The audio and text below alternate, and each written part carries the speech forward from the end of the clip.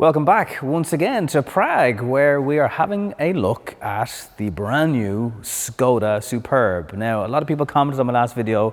Sometimes I say Skoda, sometimes I say Skoda. In Ireland, we pronounce it that way, so that's the reason. There's a lot of differences in these new version models of the Superb. As you'd expect, it's been actually, believe it or not, quite a few years since the last model was released, and it still looks really, really good. And I suppose the job of a designer of a car like this is to not F it up too much, because you've sold 1.6 million Superbs around the world in the previous 3 generations. This is now the 4th. So what's changed at the front? Well, the grille, not quite like the Kodiaq we recently had. There's no crystalline going on in the grille. Perhaps the Superb customer is a little bit less flash, wants a car that's a little bit inconspicuous by contrast. I'm not too sure. Drag coefficient on the Combi, so this is the estate version, is 0.25, and on this version of the car is 0.23. These are achieved in a number of ways. There's new wing mirrors in the car. There's rain deflectors, which they're very, very subtle on the side of the windscreen, but they help. There's an air curtain over the front of both models also. They all contribute to a better aero style of car. First time ever on a Superb, you can get matrix headlights.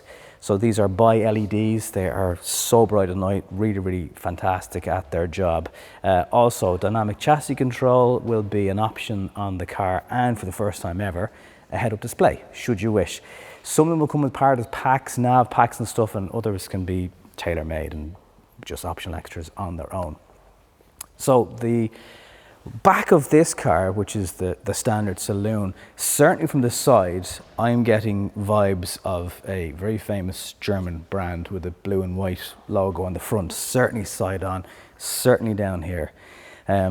New Skoda lettering on the back of this car, and depending on spec and trim, and as far as I'm aware in Ireland, we're going to get 3 different levels. You'll get sweeping indicators on the back. Now, Skoda Superbs are famous for their boots, so let's have a little look at both the Combi version and this version. Both boots have gotten bigger, believe it or not. How's that been achieved? Well, the cars have gotten a little bit longer. Weirdly, the Combi, now there's only millimeters in it, but the Combi is actually a little bit shorter in length compared to the standard saloon. So that's just over 4.9 meters. Now, the boot, 690 litres in the Combi version, which is absolutely massive, and it's 645 in the saloon version of the car. Both up, I think it's about 30 and 45 litres extra in the difference. But if you've ever used a Superb boot, if you've ever gotten a lift from a taxi driver to the airport in one, you'll always understand that you can get the family's suitcases for 2 weeks in Lanzarote into the boot of one of these. They're absolutely huge. So much practicality, stuff for hiding things away in here, more space down here. The car does come with a spare changeable wheel, no gunk going on. The famous shopping hook holders are here. There's a very, very fancy, and this Combi version is the car that gets it. This kind of boot cover, there's kind of like 2 different options going on, and the tailgate is electric. So they're both huge. The design of the saloon car, it makes it look a bit deeper, but that is the bigger boot. Much like the new version of the Kodiaq, this part only on the Combi is a different colour to the rest of the car. It kind of works. This is kind of like a, I don't want to call it a lime green, but there is definitely a green hue to it. In case you're wondering, for the wheels, both sets of wheels in both cars are 19-inch, but just there's different colour design on the other car, and it actually, I think, makes those wheels look smaller, even though they're not. Now, the new Superb is safer in terms of pedestrians. For example, it will spot somebody walking past the rear of the car. So let's say you're reversing out of the driveway and a small child was to, God forbid, walk past the back of the car. The car will automatically apply brakes and will audibly give you warnings. Same for cross traffic monitoring, crossroad sections. It can tell if there's cars coming from blind spots and left and right, all provided by a really high quality camera and sensor that is on the front of the Superb.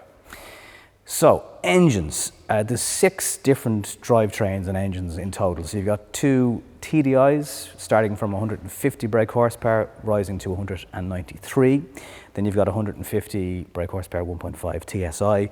The most potent petrol is 265 brake horsepower, and both the highest output diesel and petrol versions will get four-wheel drive as standard. Skoda not confirming just yet in Ireland will they bring the more powerful petrol. They will bring the more powerful diesel version. Also then, much like the Kodiaq, but not the first time the Superb has been a plug-in hybrid, this will have the option of a 25.7 kilowatt hour battery, good for a range of up to 100 kilometers, only available in the Combi and only again front wheel drive. So you won't be able to get plug-in hybrid in the saloon version of the car. But there's plenty of options there for just about everybody. Plug-in hybrid, 2 diesels and 3 petrols in total. Big changes on the inside of the car. Let's take a little look. So let's talk about what is in front of us first of all. Well, the gear selector has now moved to this part of the car. Idea behind this is to give you more space here. So you've got split folding covers, 2 drinks holders, a 15-watt wireless pad that can also cool your device. So for example, the new iPhone 15 gets very hot when you wirelessly charge it at the moment. The new Superb will keep that cool. It's also available in the Kodiaq. Depending on trim models, but I think all the ones in Ireland will get 4 USB-C charging ports, 2 in the front, 2 in the back. Under here then we have additional space. So we still have this Skoda screen wipe, complete with its own sprayer for cleaning smudges off the screen, right? So that's handy. That goes down there. But also, there's a glasses holder that they've popped. Again, it just clips onto the little hook. It's down here. There's 28 Simply Clever bits in total on this car. Loads of them are long running existing ones, like the dash cam charging port here, the eye scraper, the umbrella still stays. Now there's also a funnel under the bonnet if you want to put antifreeze into your windscreen washer. There'll be over-the-air updates on this car, so the idea will be there will eventually be a shortcut button on this that will bring you to your heat, defrosting, heated seats, climate control, all with the touch of one button. But these physical knobs stay. Now you can access certain things from this screen also. There's a 10-inch standard here and a 10-inch for the instruments. This all does look quite different to what we've been used to. Then the optional upgrade is a 13-inch screen here. Graphics are sharp, not a million miles away from what we've seen in the Enyaq, but there is a bit of an improvement there. So the trim is really, really nice. The ambient lighting looks very, very well when you've got the lights on or you're in the dark. The finish to it is quite good. There's a new kind of texture to this part. I'm sure every reviewer is doing this in their videos, but it kind of breaks up the center piece very nicely. And the interesting comparison, particularly for Ireland, is we're not getting the Passat. So the options are limited compared to what they were. So I'm just looking around this car thinking of how comparable this probably is in some ways to the Passat, but it's going to be a car that we just won't see in Ireland. High quality buttons, you know, again, much like the Kodiaq, I know I keep harking back to it, but the fit and finish is just up a little notch again. And this is obviously an L&K spec of the car, which will be available, but there's lots to keep everybody happy, lots of tech, timing out for your charging and defrosting the car, and all that stuff is still there, and it's all about space. Armrest, space for drinks, really great glove box, and just very, very comfortable seats, which also have tie extenders on the back of them. So again, another jump up compared to what was already a pretty great interior. Let's start with something that's brand new in this Superb. This is a tablet holder, and you can adjust the angle depending on screen glare and who wants to watch it. So imagine this is a larger iPad, and away you go. Not the only place you can store devices. For the first time, back of the seats will take a device, and this has been an option you can buy in a Skoda dealership for many years, but again, pop the phone in there, keep the kids in the back happy, and everybody wins. So great storage options. There is also access to the ski hatch through the back of the car, which, as I found out today, is very, very handy if you want to grab a laptop or something from your bag. Speaking of which, the USB-C chargers in the Superb will now charge laptops, so Skoda have obviously discovered that more people are using this car as a mobile office. Rear leg room was always massively generous in this car. Pleased to say that continues to be the case. Now there is a significant transmission tunnel in the back. Like, look at that, it is absolutely massive. Lovely quality finishes to the door handles. The door bins are great size. Once again, you have these sun blinds for keeping everyone happy in the back of the car. Loads of head height, great space. Even though the roof kind of has this sloping design, doesn't really impede. Obviously you can get the glass roof as seen in the Combi here today, but it is a vast space, and certainly 2 passengers in the back. If you're a 4-person family, everyone is going to be very, very happy. Some final highlights for you today from the all-new Superb. There'll be 3 trim levels, 6 brand new colours. If you were to go for the plug-in hybrid, remember it's only available in the Combi.